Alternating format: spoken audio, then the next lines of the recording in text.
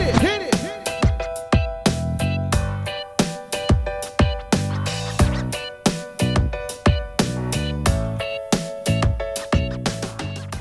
Hello there friends, and welcome back to the Marley Bird YouTube channel and video 5 of the Crochet Christmas Stocking Mystery Make-Along. By this point in the Make-Along, you've completed the cuff and the leg of your stocking as well as the heel. And it's time to transition from the leg and the heel into the foot. This is not a very complicated task, especially with my help. If you don't have the pattern yet, please go and grab that pattern. I've provided a link in the video description box right down there below. That will take you to the blog post with all the details regarding the mystery make-along, as well as a link to each section of the pattern.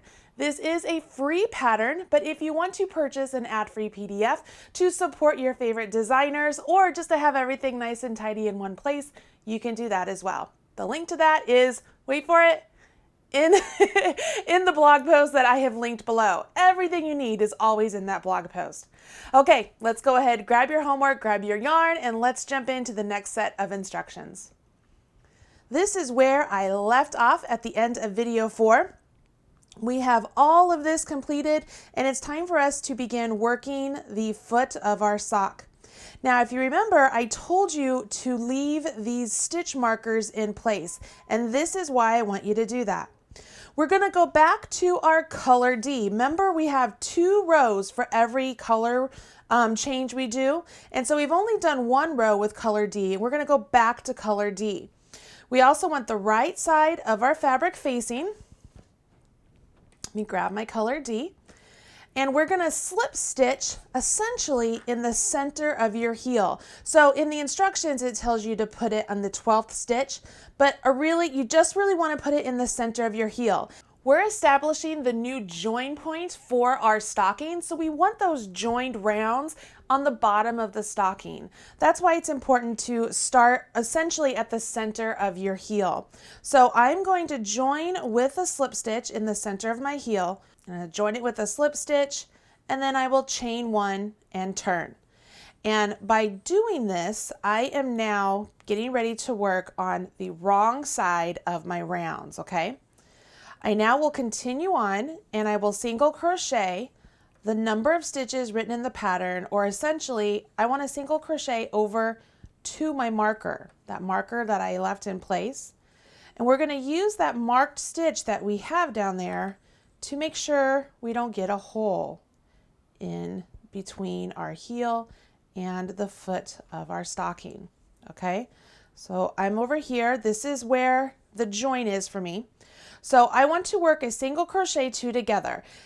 And I'm going to do that in the stitch that I already worked into. It's the one that I have marked there and the next stitch over, okay? So I will go into the stitch that I left my marker in, yarn over and pull up a loop, and then go into the next stitch over, yarn over and pull up a loop. I will yarn over, draw through all 3 of those loops. So I've done a single crochet 2 together, but I'm left with 1 remaining stitch, right? So even though I worked into 2 stitches, I'm left with 1. That's perfect. That's what I want. Now I carry on working my single crochets, working around all of those stitches we left unworked on those previous sets of instructions. So this is what would be called the instep stitches, or the top of the foot. And I work around to the next marker. And by this point, you should be able to guess what we will do at that next marker, because we want to make sure we don't get a hole on that side of our stocking. So we're also going to work a single crochet 2 together over there. And what we do is we work that single crochet 2 together into the stitch before the marker and the marked stitch. So here we go. I'm to the stitch before my marker. So I will go into that stitch, yarn over, pull up a loop, go into my marked stitch, yarn over, pull up a loop, yarn over, draw through all 3. And now I continue on working down my heel stitches with my single crochet. And when I get to the slip stitch that I did to join in my chain 1, so at the beginning of my round, I will join and then change colors, just like we've been doing all along. So at the end of this round, so I've joined, this is where I will change colors and chain one. But what I have done here is I now have the same number of stitches in my work as I did when I began.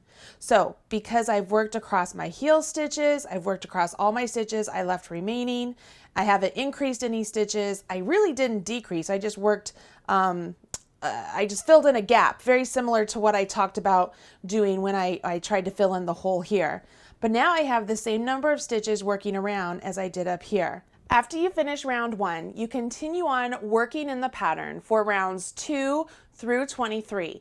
And essentially you're repeating what you did on the leg, or not really repeating, you're continuing on in your pattern. So just follow the color changes and change those colors when it's indicated, and you will be ready for the toe of your stocking in no time. I really hope you're having a great time. I know I am. Seeing all of your work online and all the different colors that you're using is super exciting to me. I can't wait to see this part finished on your stocking. Be sure to share with me on social media, hashtag #MarleyBird, hashtag BrianaK, or hashtag Christmas Stocking MAL.